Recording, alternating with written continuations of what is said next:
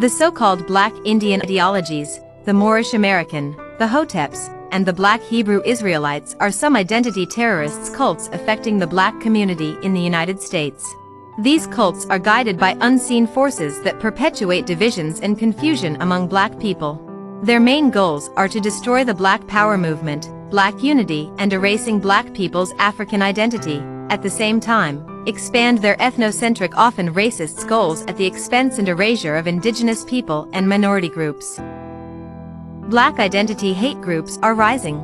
In 2019, an assailant involved in the prolonged firefight in Jersey City, New Jersey, that left 6 people dead, including 1 police officer, was linked to the Black Hebrew Israelite movement, and had published anti-Semitic posts online, a law enforcement official said. The violent rampage took place largely at a kosher supermarket where 3 bystanders were killed. One of them a Jewish man whom they targeted. The authorities now believe that the store was specifically targeted by the assailants, whom they identified as David N. Anderson, 47, and Francine Graham, 50. The Black Hebrew Israelites, which has no connection with mainstream Judaism, has been described as a hate group by the Southern Poverty Law Center, a legal advocacy group that tracks such movements. Black Hebrew Israelites appropriate biblical Jewish heritage and Jewish identity to claim an exclusive identity as the true chosen people of God and decry real Jews as the impostors and thieves.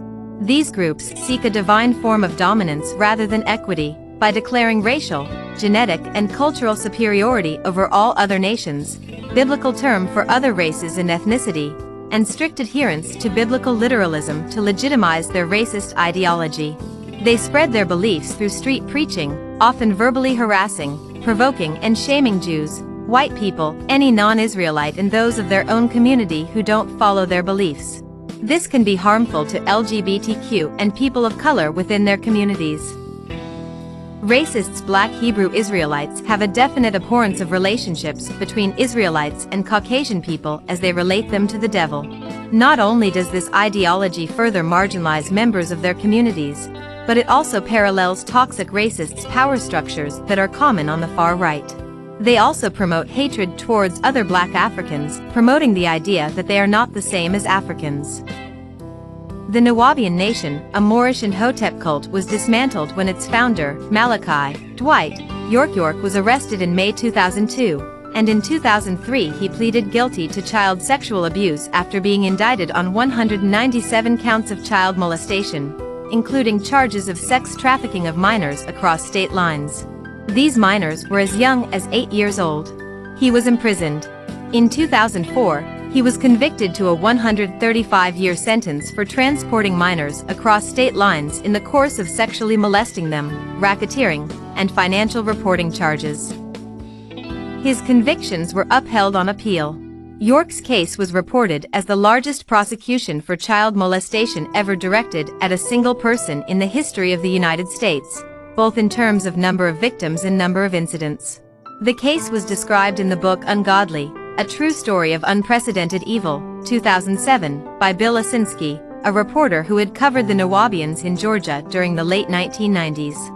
Some factions of the Black supremacist subculture in the United States appeared to continue to support York as of 2010.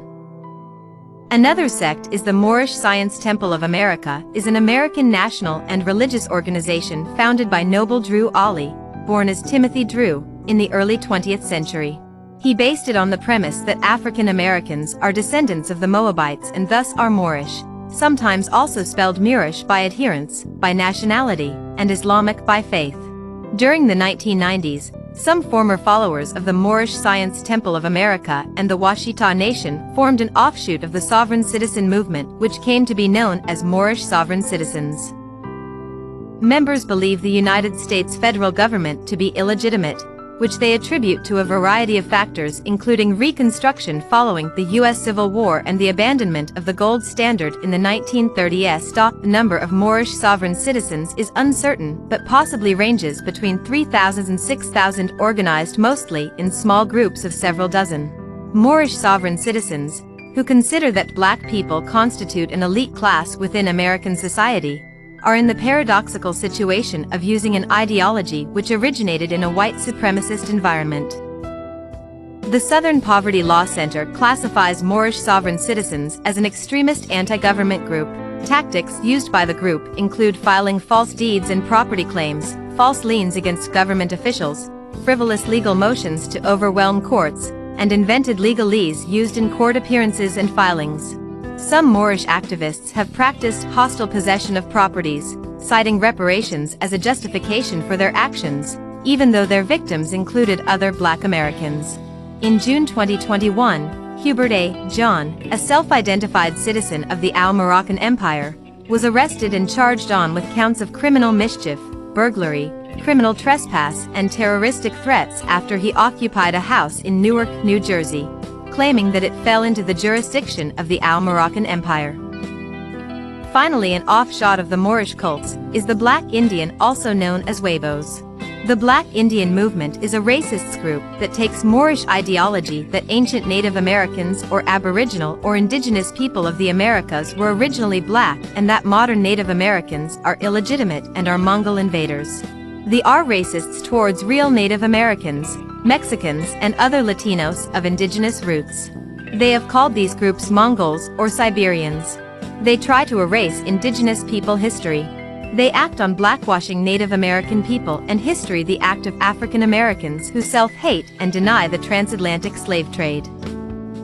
Those who self-identify as Black Indians often form their own fake tribal groups and fake identity cards not recognized by any government. When they can't do this, they often rely on using living tribe names when they don't have no genetic, linguistic, or cultural connection to a Native American group. They often use Native American symbology and adapt fake Native American names. They also often claim some obscure tribe or two or more tribal affiliations. They are actively attacking indigenous people and spreading pseudo-history and racist ideologies on TikTok, Facebook, and other social media. To sum up, although these Black identity racists cults look extremely goofy and harmless, they are really dangerous to the Black community and other citizens through their self-hatred and racist ideologists, even denying the transatlantic slave trade ever existed, erasing African American history and achievements, destroying Black American unity by fragmenting the Black Power movement, and placing the Black American image in direct conflict with other minority groups, creating tensions and violence. These Black identity racists cults have even attacked other minorities and Caucasians on the premise that they are the original people of the America and are superior to everyone else. Something needs to be done. Whenever you see these racist groups online spreading their racist ideologists, report them on TikTok, Facebook, and other social media platforms. Do not give these Black supremacists a platform.